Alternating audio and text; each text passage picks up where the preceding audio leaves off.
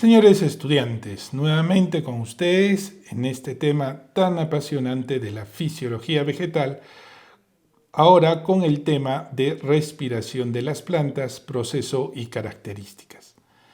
La respiración es un proceso que, igual de la fotosíntesis, implica, en este caso, la liberación de energía en compuestos orgánicos.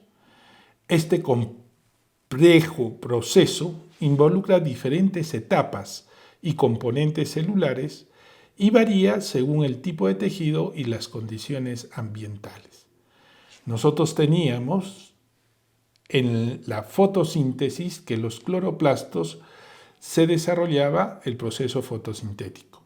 En esta oportunidad, el proceso de respiración se realiza en una unidad estructural dentro de la célula llamada mitocondrias.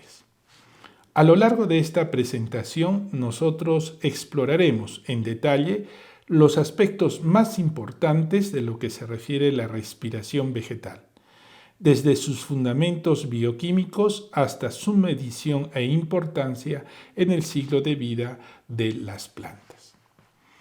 ¿Cuáles son los fundamentos de la respiración vegetal? En primer lugar, tenemos la liberación de energía. Como consecuencia de los procesos catabólicos, se libera energía potencial acumulada en los compuestos orgánicos. Estos compuestos orgánicos han sido producidos en un nivel denominado fotosíntesis, como hemos señalado en nuestra sesión pasada, quedando almacenada una parte sustancial de la misma en formas utilizables por lo que se refiere la célula. En segundo lugar, tenemos la síntesis de compuestos. Los compuestos intermediarios originados son, como consecuencia, materiales básicos para la síntesis de constituyentes celulares esenciales. Las moléculas de glucosa van a formar lo que se refiere almidón, ¿no? Las moléculas de lípido formarán ácidos grasos, las moléculas de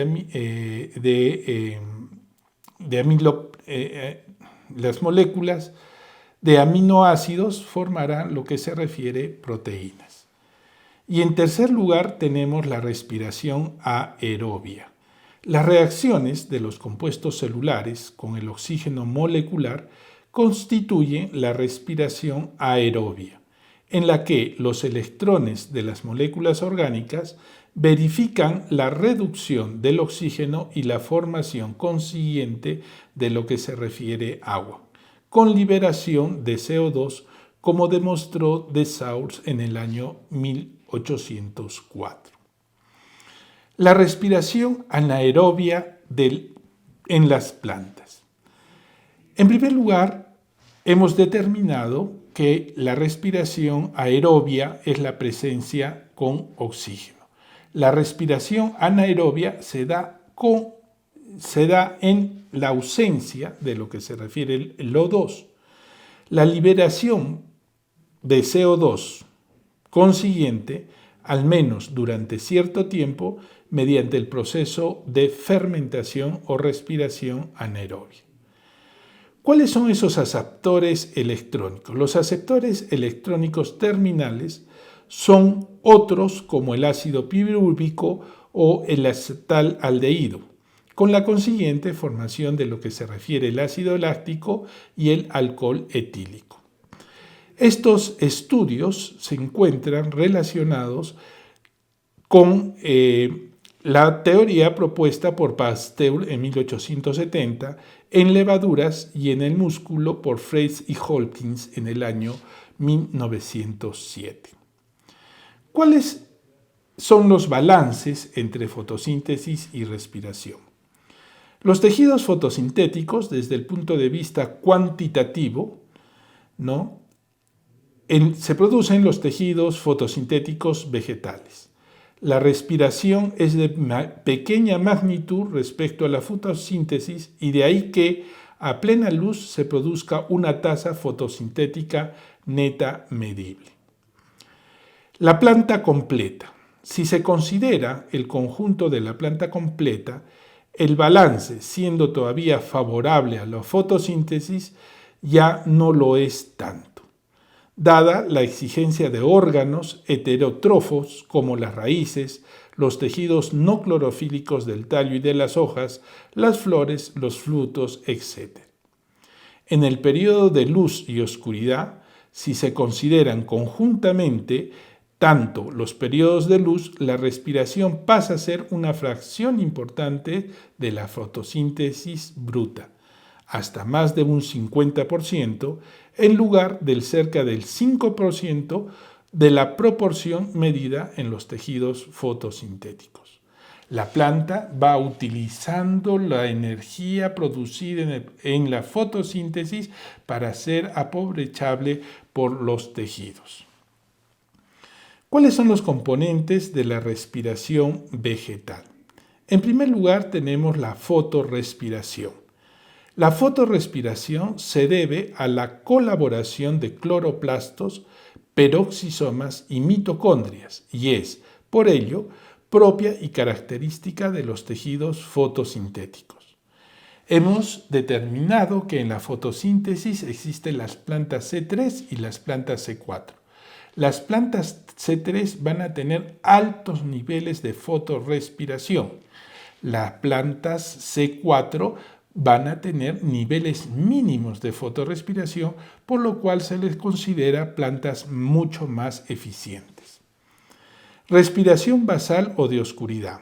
Esta es netamente citoplasmática y mitocondrial, y se trata de un proceso muy semejante a la que se instaura en las células animales, con algunas diferencias específicas respecto a lo que es la misma.